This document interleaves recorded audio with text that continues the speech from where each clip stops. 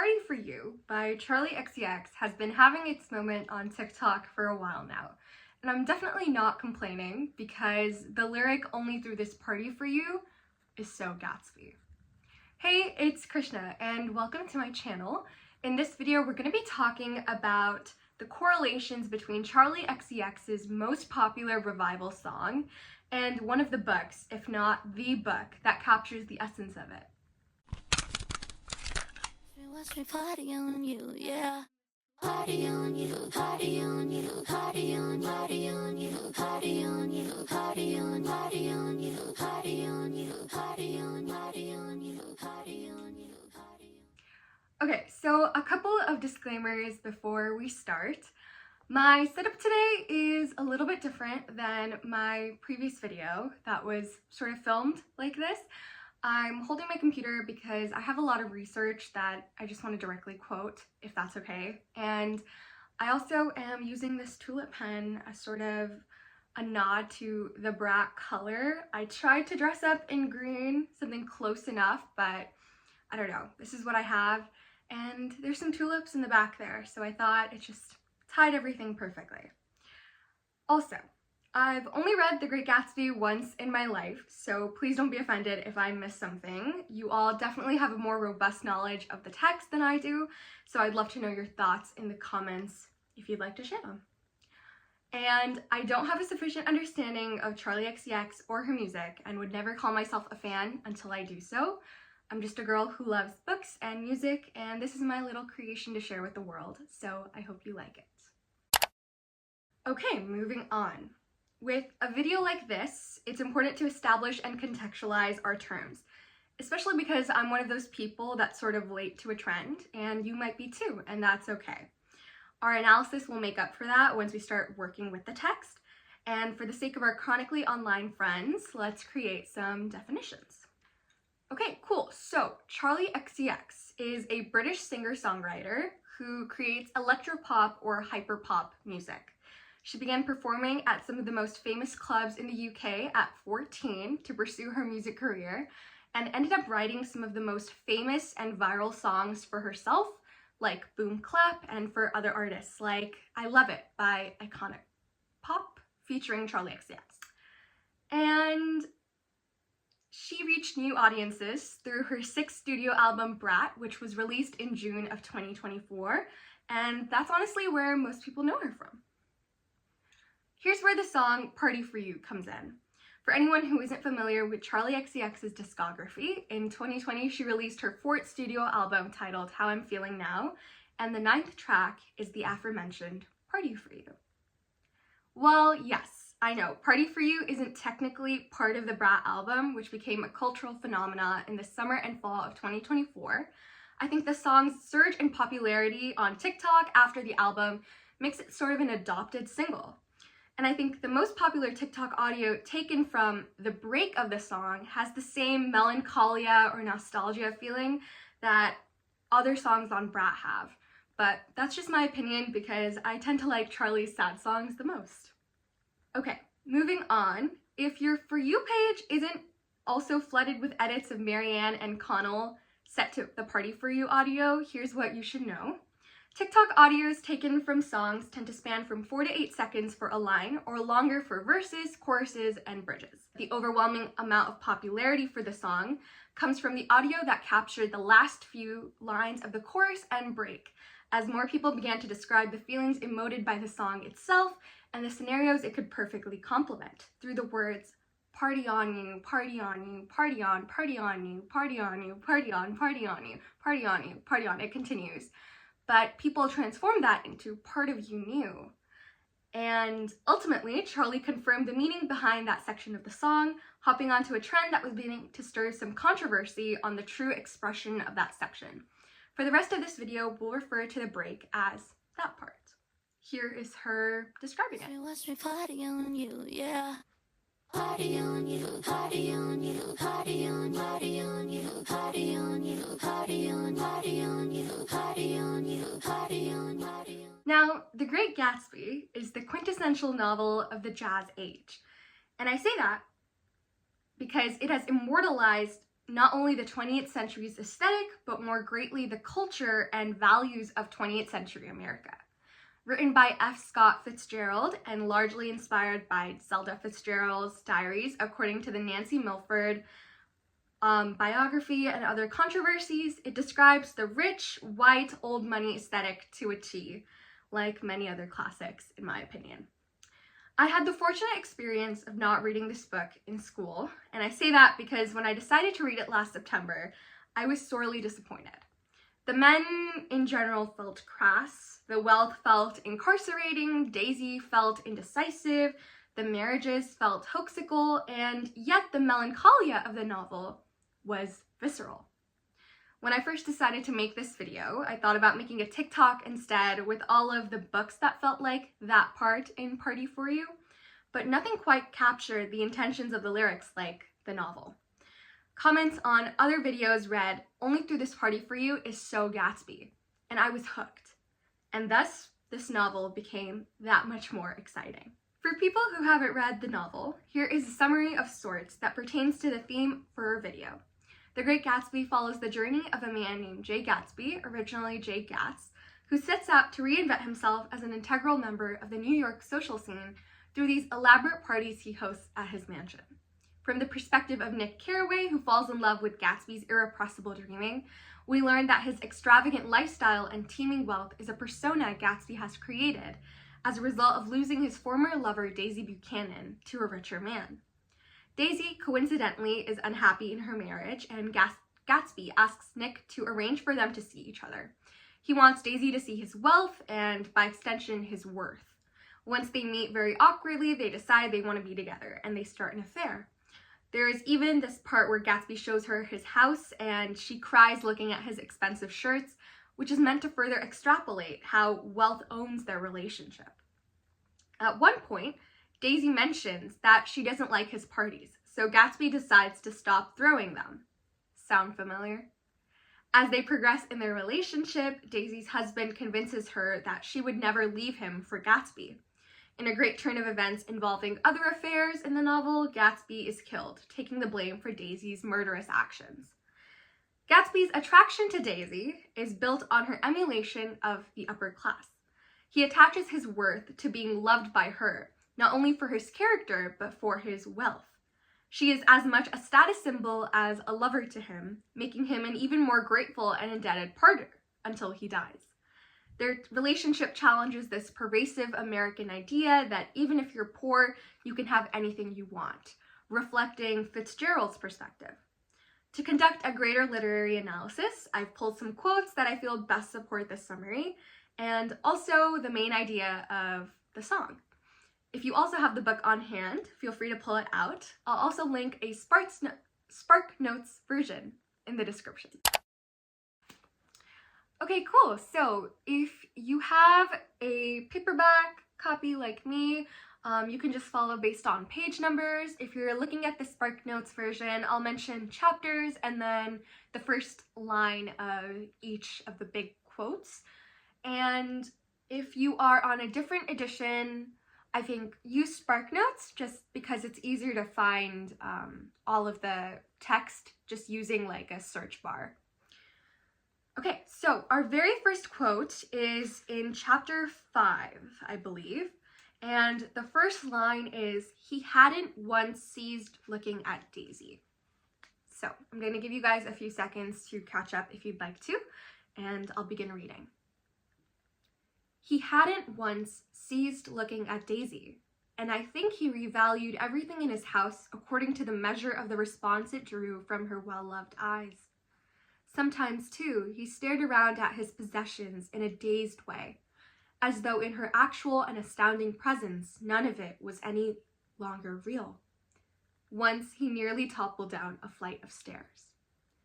I think this quote for me was so striking because Nick, while in love with Gatsby's persona, is the one person that actually provides a sort of realistic take on him and Daisy's relationship.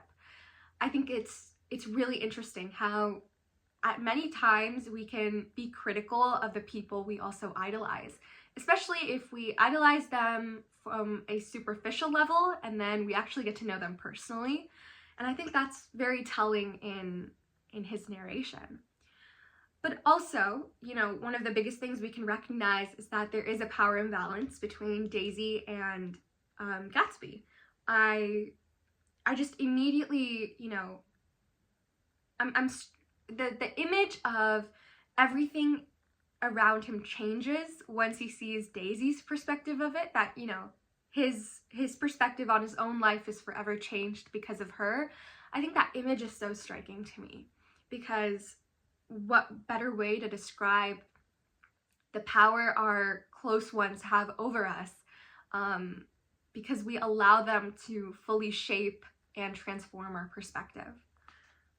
So yeah, I think this is a really good place to start and just establish the fact that Daisy and Gatsby's relationship is definitely a power imbalance dynamic.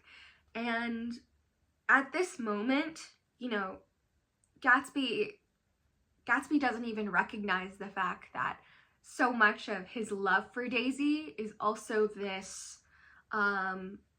servitude to her thoughts, her ideals, her opinions, her perspectives. And I think that's really interesting. Okay, so page 92 for me is our second quote.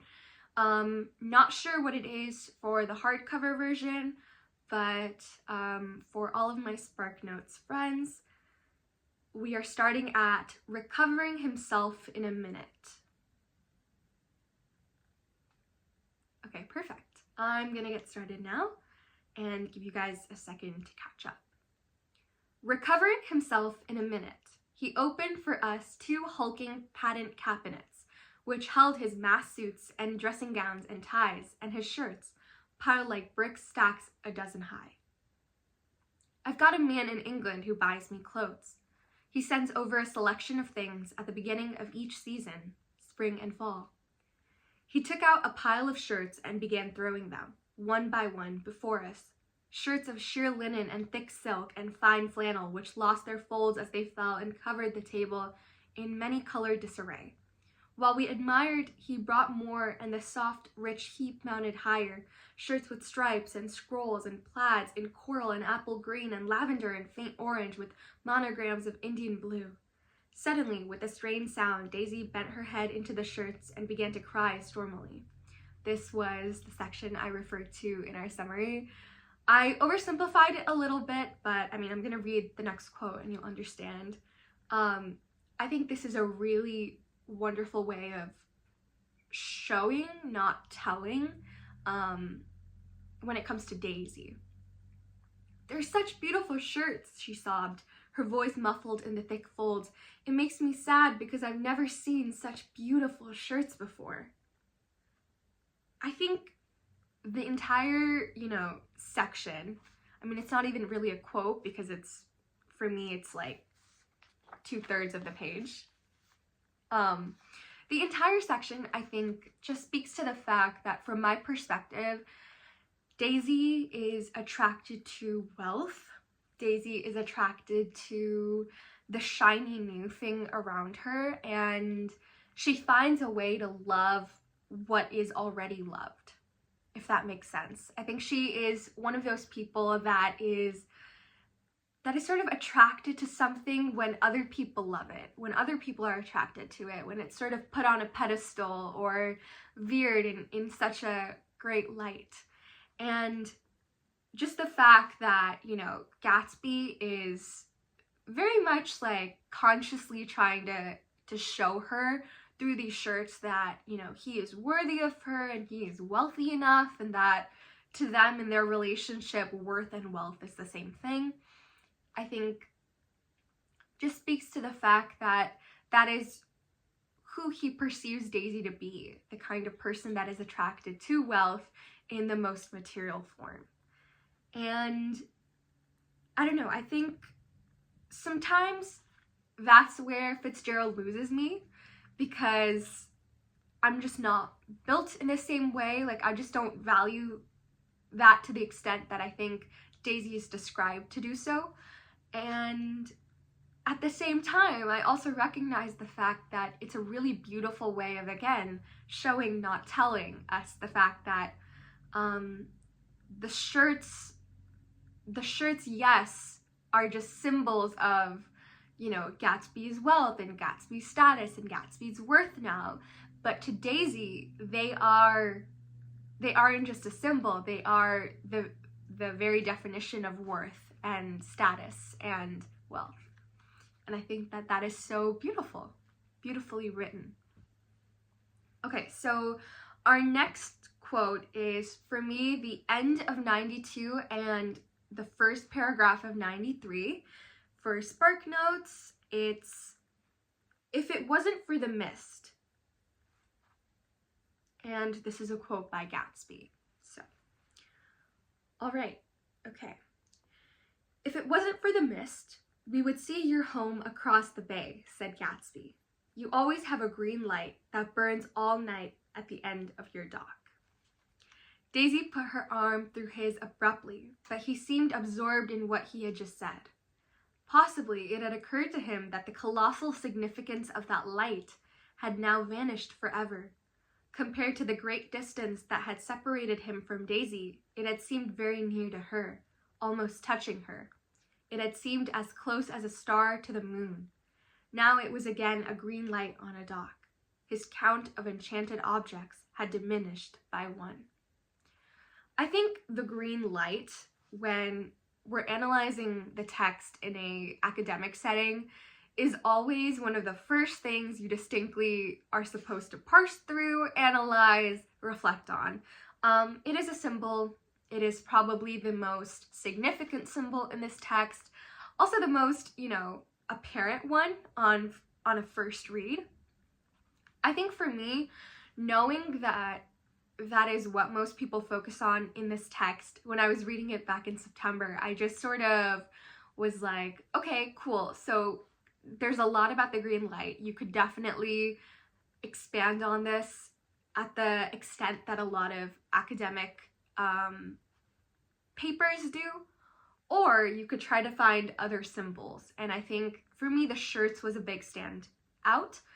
But I also wanted to mention the green light because, well, I think it's really funny that it sort of is similar to like the brat green aesthetic, just that the green represents something. It's just, yes, for the album, it was sort of a marketing technique, and it was also really distinct. And Charli, I think, mentioned this in a Wall Street Journal interview, that it was sort of the color that everyone was disgusted by, and that really interested her. You know, it piqued her interest because she was like, let's do that. Let's do the color that no one else likes, no one else wants to use. And here it is now becoming a big part of our culture today.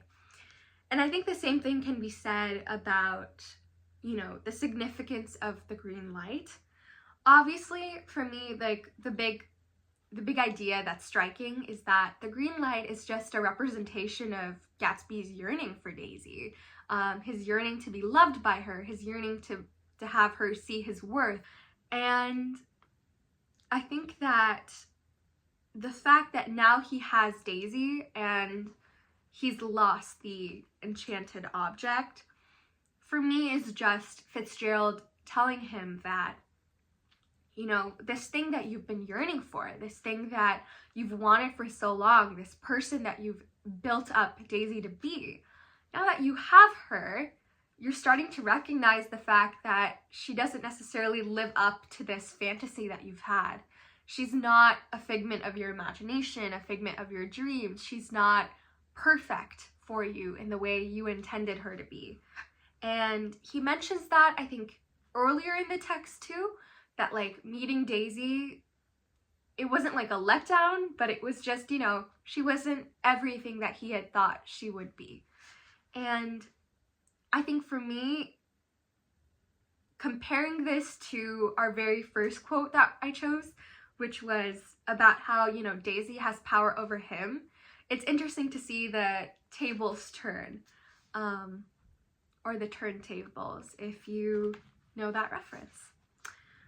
So yeah, I think there's obviously a lot more we could talk about with the green light in general, and I think a lot of people who are familiar with the text, I would love to hear your thoughts about it. I think you all are probably more experts on that particular symbol than I am, and I think it would just be interesting to see how, like, an impression that I've had based off of what I just picked out from the text could, you know, be sort of on the nose of an actual academic analysis, or just sort of like in the far distant realm of it.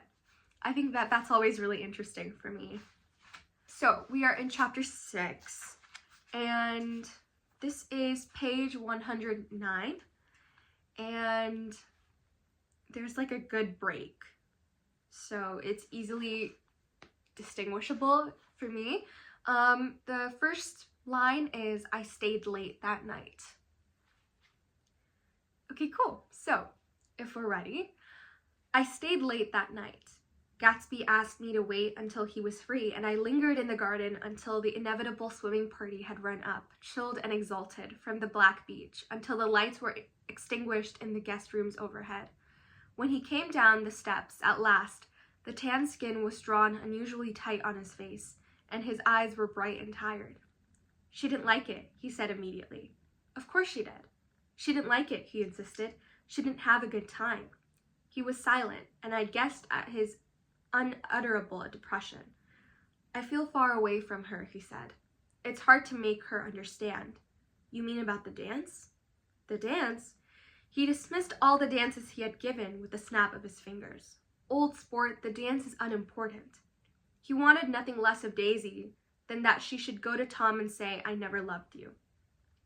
After she had obliterated 4 years with that sentence, they could decide upon the more practical measures to be taken. One of them was that, after she was free, they were to go back to Louisville and be married from her house, just as if it were 5 years ago. And she doesn't understand, he said. She used to be able to understand. We'd sit for hours. So I think it's really interesting because the beginning part of this quote where he says, you know, she didn't like it, she didn't have a good time, he's referring to the fact that he threw a party and there were these people from Hollywood, I think an actress and a director, and Daisy wasn't enjoying it, and there was sort of this like standoffish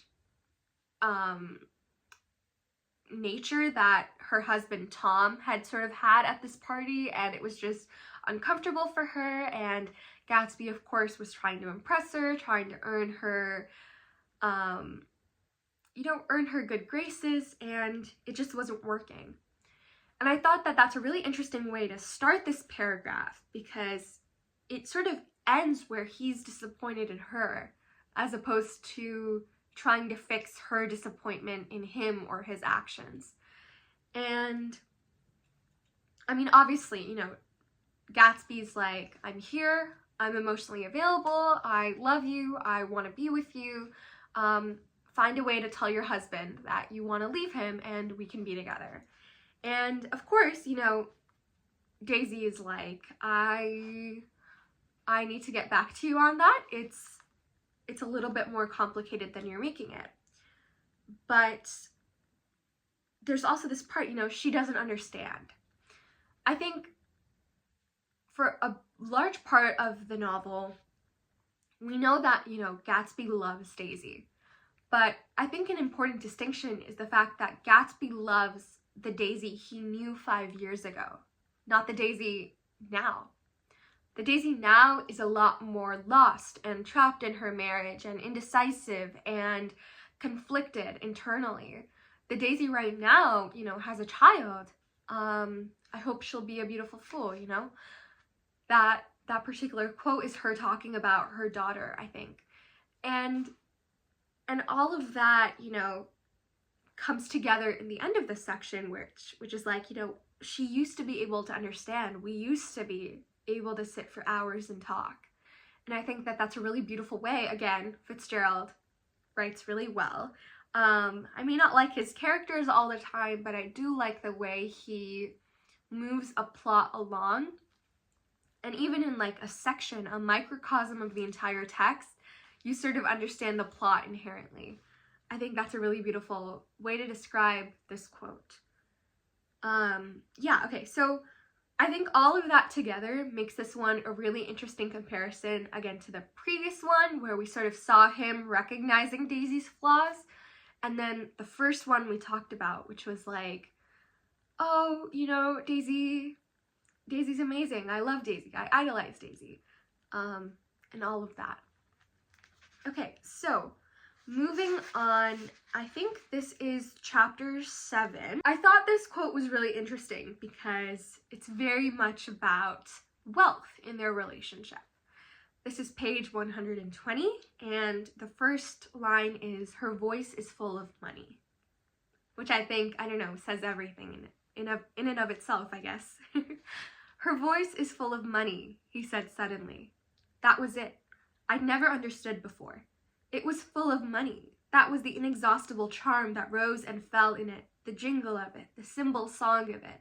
High in a white palace, the king's daughter, the golden girl.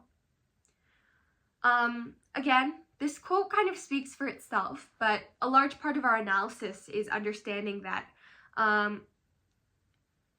you know, Daisy is not just his lover. Daisy is wealth personified. Daisy is the emulation of upper class New York society.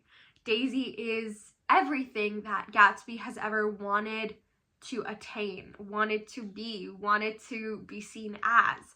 And by having her, you know, on his arm, by being married to her, he finally gets the girl and the success and the life that he had always dreamed of.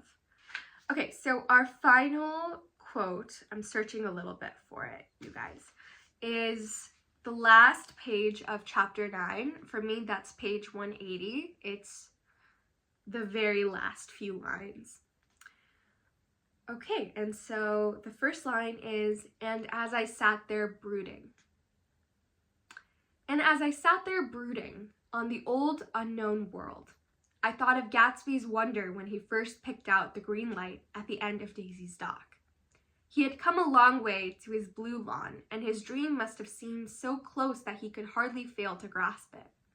He did not know that it was already behind him, somewhere back in that vast obscurity beyond the city, where the dark fields of the Republic rolled on under the night. Gatsby believed in the green light, the orgastic future that year by year recedes before us. It eluded us then, but that's no matter. Tomorrow we will run faster, stretch out our arms farther, and one fine morning, so we be on, boats against the current, borne back ceaselessly into the past. I wanted to choose this section because I think it also goes back to our quote that mentioned the green light. I think it's beautiful how in this novel, Gatsby's, whatever you want to call it, attraction to Daisy, admiration for Daisy, adoration for Daisy, idolization of Daisy is very much a full circle initiative, right? It's tied to his perception of wealth and status and acceptance in society. And then it sort of transitions to this, you know, disillusionment of who she is as a person and this internal struggle to see if he still wants the person that is standing before him, despite being in love with the person he knew 5 years ago, who still didn't choose him. It's almost like, to me, the fact that he wasn't chosen 5 years ago makes him now want to fight for her to choose him again. You know, I'm not sure if I'm articulating that correctly, but I don't actually think Gatsby and Daisy work at, you know, the present time of the novel. I think it's just sort of these like residual feelings that he has, this feeling of not being chosen, not being the one, not being accepted, that he sort of felt from his inception of this new persona, and having it come from a woman that he loved, I think hits a lot harder, and 5 years later, you know, it's all for her. I think it's really interesting how despite it not working out for Gatsby, despite him, you know, losing sight of the green light towards the very end, once meeting Daisy again, Nick still says that, you know, that is a foundational belief. You know, we still see it, we still accept it, we still have faith in it. And I think that's a really beautiful way to make you want to reread the novel again, just to pick up on that. Okay, so those were some quotes that I felt sort of matched what we were talking about. I think for me, the quote that was my favorite was just, you know, she didn't like it. She didn't enjoy it, because that for me is in and of itself, I only threw this party for you. I think Daisy's, you know, attractive qualities in general, you know, what makes her desirable to Gatsby, is also just, I only threw this party for you. And I think that that's really interesting given what we know about the song and what we know about Charli XCX's definition of the particular break, that part that everyone talks about. Okay, so I feel like the only way I can really end this video is to say that Charli XCX is our very own Gatsby, except that she's a healed, authentic, self-fulfilled version of the irrepressible dreamer. I'm really grateful to Party For You and the entire Brat track list for allowing me to bridge its modern, iconic aesthetic with a classic text that felt a bit outdated from a past read. I think it speaks to how humanity's greatest asset is our ability to feel, and art created in every era of human existence transcends time and space to communicate what is most important: feeling. Thank you so much for watching this video. I hope you had fun and learned something new. I definitely did. And I'll see you guys in the very next video.